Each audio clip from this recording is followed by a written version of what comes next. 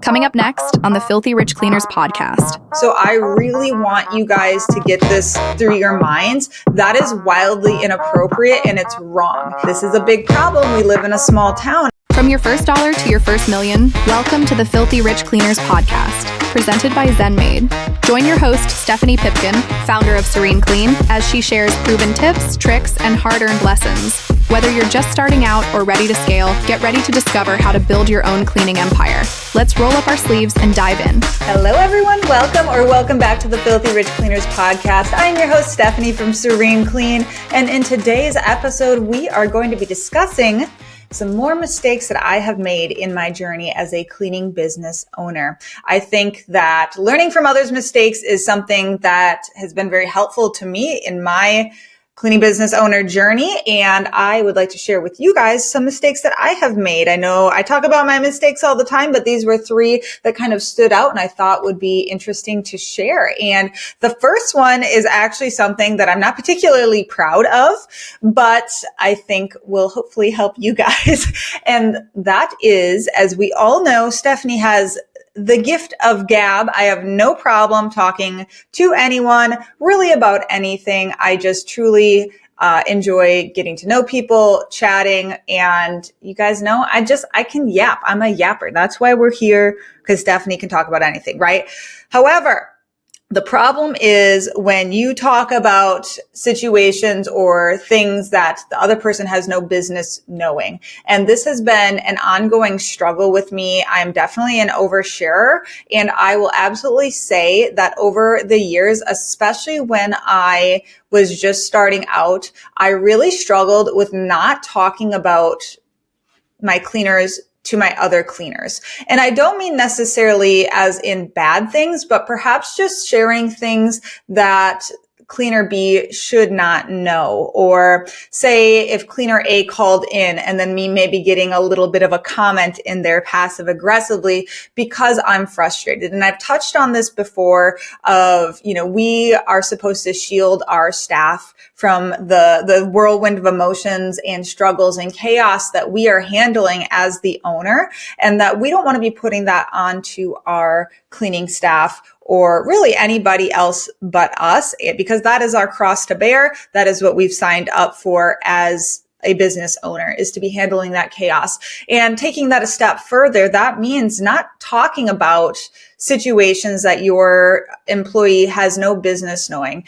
And so this could be, like I said, mentioning little things about attendance, or if I'm feeling frustrated with an employee, it's really hard for me sometimes not to let that come out. And especially in the beginning, I was cleaning all the time. So I was cleaning with my employees side by side. And so that kind of coworker line where, yeah, that's a normal thing. Okay. Anybody who's been in the service industry knows it is very difficult sometimes when you're working side by side with somebody not to have a little vent sesh. And I am definitely the queen of venting.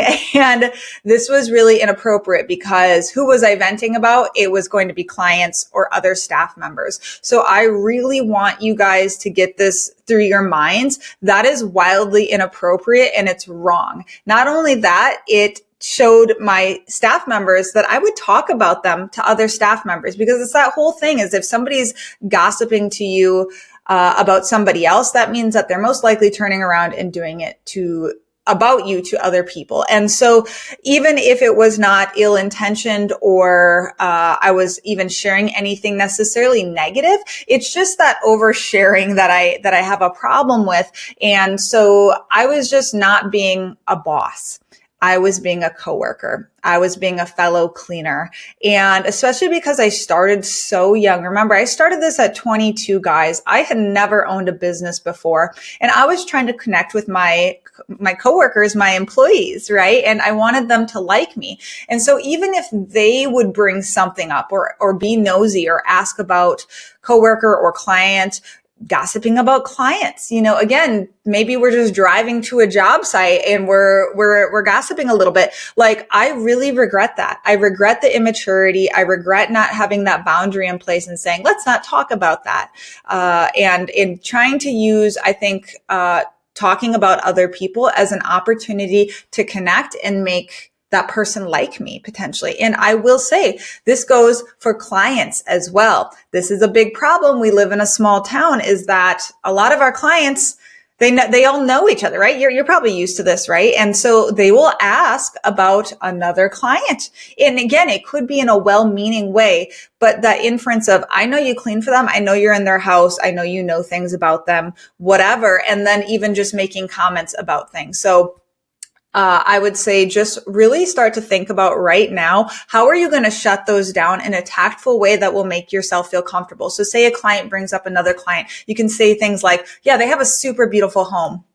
Boom, blah, blah, blah. They're so nice. Like, and just something like only ever say positive things about a client to anybody else. And I will say, like, this is another thing I will regret is that not necessarily talking about a client in a negative way to employees, but even just saying little things like, yeah, it's always so messy there. Like, I know that may not seem like a big thing, but you never know where that comment is going to go. And if for us, a huge core value of Serene Clean is not shaming people, even something that when I'm feeling frustrated because it is really messy when we go there or whatever it is, you have to keep that to yourself. And I'm literally saying that to myself right now because not every inside thought is an outside thought, right? And it's something I really have struggled with over the years.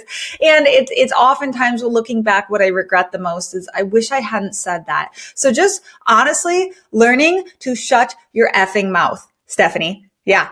Camera is mirror right now. Okay. Learn to shut your mouth. Learn to not say everything that comes into your mind and just blurting things out, because you can, not only hurt other people's feelings, you can hurt your reputation as a professional business because people are trusting you, and having a sense of decorum and being, very mindful of what we're doing. This is a very sensitive thing that we're doing, is going into people's homes. And that is part of our professionalism, is not speaking about this. And I know I could be saying this to you and you're like, well, yeah, duh, obviously. I'm just trying to say something that I have struggled with. And this is a good thing to even reiterate to your staff members when you have staff members. And this is part of our training. We don't talk about homes, et cetera, et cetera. But it's just something to keep in mind. And so, yeah, I regret it a lot. And I know that for me, I want people to like me. And as I have gotten more mature and things like that, there's just a lot of things I wish I hadn't said, especially to my cleaning staff necessarily. And even like, honestly, now that I have my manager team, it is a little bit easier because I can be more uncensored when I'm feeling frustrated. And it's something that's a constant balancing act of how much is venting versus just complaining and not actually making progress on the thing. And so I try to really keep in mind, like, Stephanie, if this stupid thing is happening, you can take 10 seconds and say something about it, but don't let it drag out, because we need to move on to solution-oriented behavior. And at the end of the day, we're dealing with people, man. Like, we're staff members. Like, I am super annoying. I'm probably just really obnoxious to people sometimes. And, nobody's perfect. And I know we all know that, but to expect every human being that you interact with in your business to behave perfectly, pot kettle black, whatever the saying is, it's like, you're not perfect, Stephanie, and you are probably really annoying and get on people's nerves. So why not give people grace and just keep your mouth shut and keep those inner thoughts inner, and really questioning yourself every time you're annoyed of, are they annoying or are you just easily annoyed? You know what I mean? So that is an area that hopefully you guys do not struggle with as much as I do, but please know that it's never a good look. And if it gets back, it's going to get back to somebody, or even to that person that you're talking to. You may be thinking that you're connecting with them, but actually you're showing, one of your biggest weaknesses, which is, gossiping, and that's wrong. So yeah, that, I'm not going to say I don't struggle with this. And it's not necessarily ill will or ill meaning. It's my attempt to connect with people, and it leaves a sour taste in somebody's mouth. So don't do that. All right. Just don't do it. Okay. Mistake number 2 is less on behavior. I guess it's kind of on behavior of, me trying too many new things or taking on things that I have not thought through in depth. So, or thinking that something's a good idea just because other people are doing it. And this particularly is going to be on the topic of services. So carpet cleaning. We started doing carpet cleaning a few years ago and we just kept getting asked for it. And in hindsight, that was such a mistake. We never should have done that because in my mind, or my reasoning of why we should do carpet cleaning, it was, well, we're already servicing these people and they're asking for it. Like, why don't we just go in depth and get more money out of the same clients, right? Which is sound business advice. However, for us, we were not in the place to do this in the correct manner, meaning do the training involved that needed to be done, be prepared to take it on, and also the equipment and maintaining the equipment. Because guess what we're doing right now? We're literally selling on Facebook Marketplace and eBay all of our carpet cleaning equipment at a fraction of what we paid just to get it out of our dang like storage closet at the office so we can have some free space. And like, honestly, it just, every time we talk about it, I'm like, gosh, that was such a mistake. And I regret starting that because we were not in a place, and we still are not in a place where carpet cleaning makes sense for Serene Clean. And honestly, I wish I would just taken that money and that time and all of the time I spent on carpet cleaning and just had gone harder on residential and commercial and just getting more clients as opposed to trying to go deeper because it's too far off. Let me think how to say this.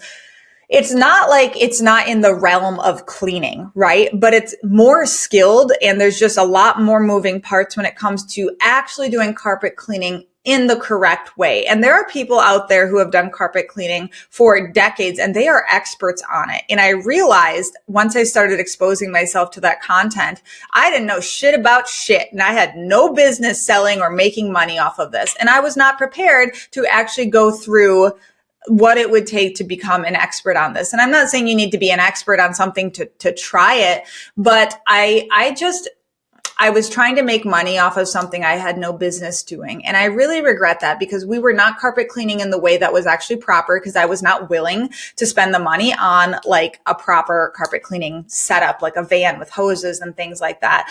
And so I was doing our customers dirty. And I convinced myself that we were doing an okay job. So this went on for probably, I don't know, I think we offered it for a year before I was just like, let's stop this. This is wrong. We don't know what we're doing. We're not getting the carpets cleaned in the way that they deserve.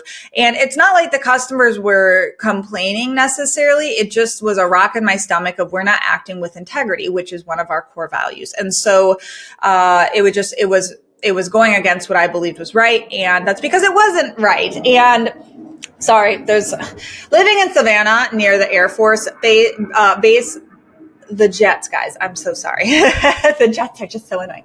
Anyway, so yeah, I really regret taking that on. And I saw a video recently from like Alex Hermosi, which obviously you guys know I'm obsessed with him and his wife Layla's content, and just talking about how instead of, starting all of these new ventures, just going deeper on what is already working. Residential and commercial is working and has worked for us for years. Why do I feel the need to open something else out when I have not totally tapped out the market on this in our existing service areas? And I'll say to you guys too, a lot of you are opening locations before you have any business doing that. Like you're opening a second location when you have no business doing that. You haven't even figured out the first, and all it's going to do is just monumentally grow and exacerbate the problems that you're already experiencing. You aren't systematized. You are not organized on how to handle things.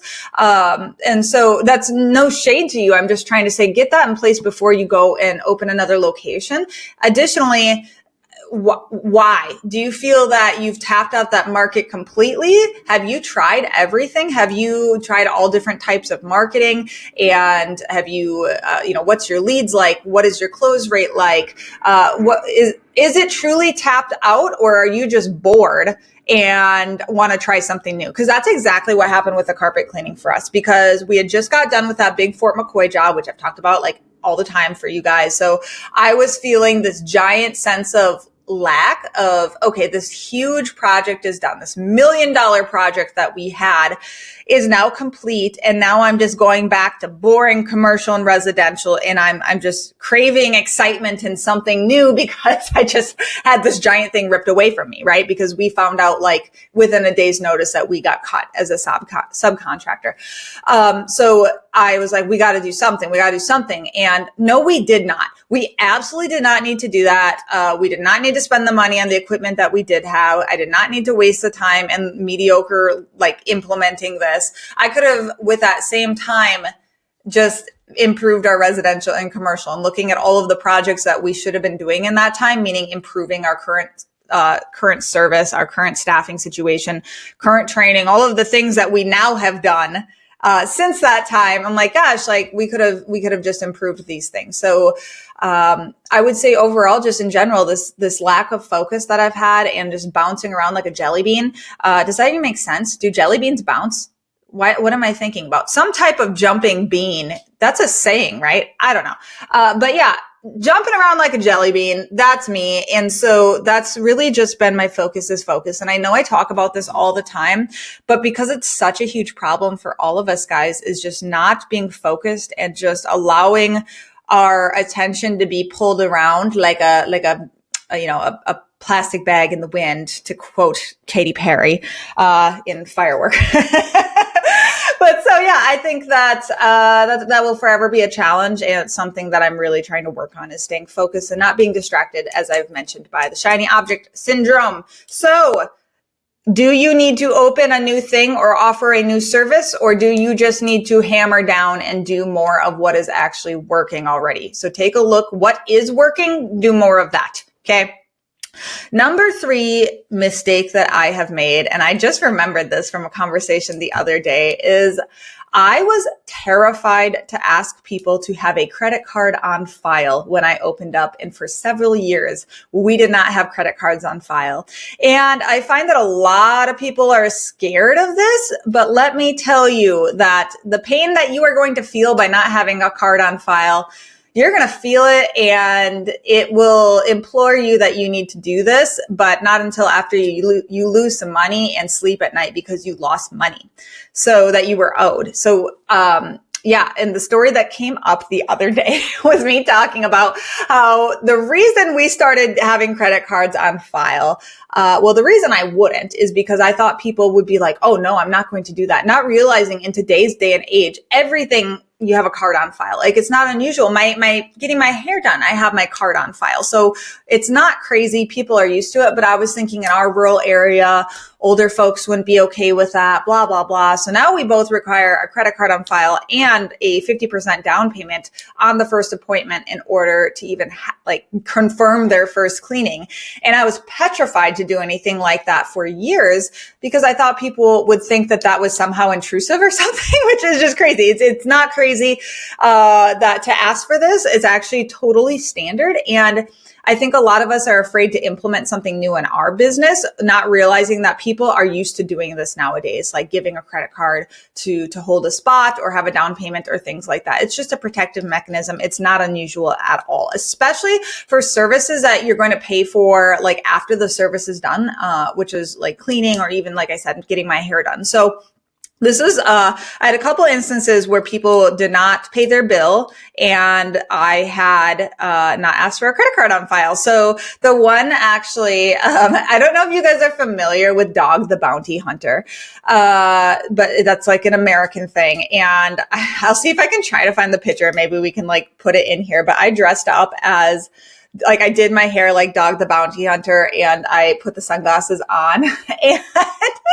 I went to this customer's house, and because she wasn't paying and answering anything, and her house was actually right down the street from us, and I ended up talking to her and getting payment in that manner. And that one was pretty easy. But the other one that was really funny actually was this town was probably about 15 minutes away, and we had done a cleaning for them, and they were not paying their bill. And I was getting so mad. And so I drove to their house. because I was like, screw this. We are getting paid today. And so I drove to their house, and their cars were in the driveway. They were clearly home. It's middle of the day or whatever. And I start knocking on the door, and their dogs start barking like crazy. And so I know that they're in there. I can see movement. Right? They're in there, but they're not answering the door. And so the dogs settle down, and then I knock again to set the dogs off, and they start barking because I was like, you will not know peace until I get paid for my cleaning that we did. So we just kept knocking on the door till the lady finally came to the door, all pissed off, but she had her checkbook and she paid her freaking bill. So lesson learned. I was like, okay, we need credit cards on file because this is stupid. There is no reason I should be doing this. There is no reason that they're not paying their bill. Just total nonsense. And then, obviously we blacklisted that client, and to not clean for them again because they were such a nightmare.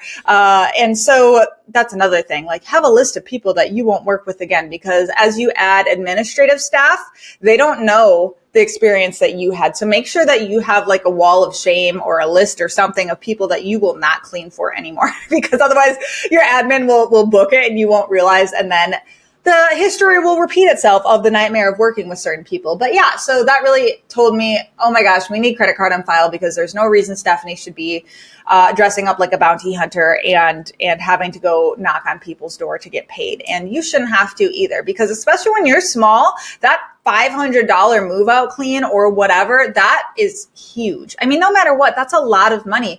And this is where the biggest problem is with move outs and one times, and they're gone, right?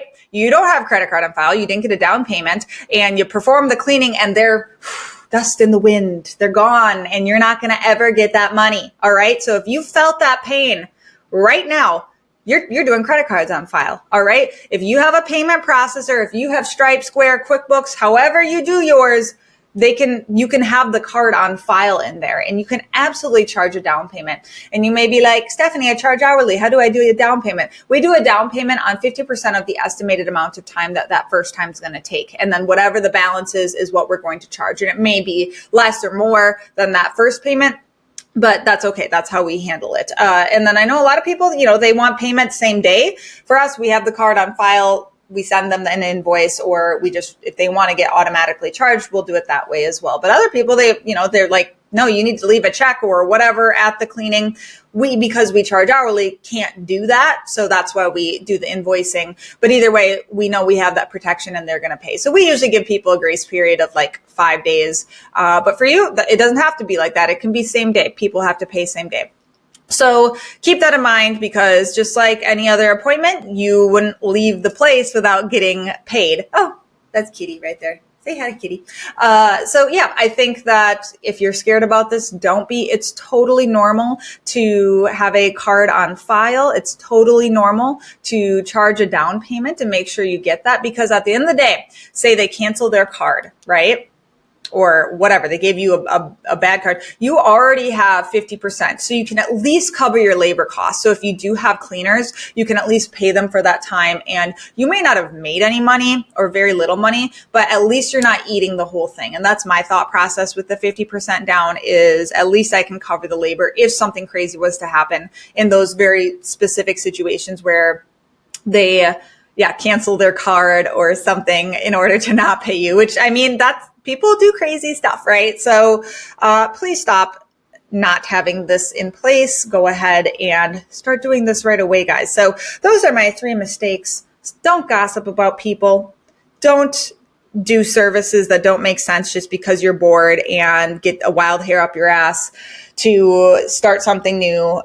Just keep doing what you're doing. Keep doing what works. And number 3, get cards on file and charge down payments. So those are my mistakes for you guys. Let me know what you think. Hit that like, hit that subscribe. Of course, drop any questions you have. I'm going to keep doing the Q&As. Those seem to be doing very well, and you guys enjoy to having your questions answered. And that's what I'm here for, is for you guys. So I will see you on the next episode of Filthy Rich Cleaners. Bye-bye, guys.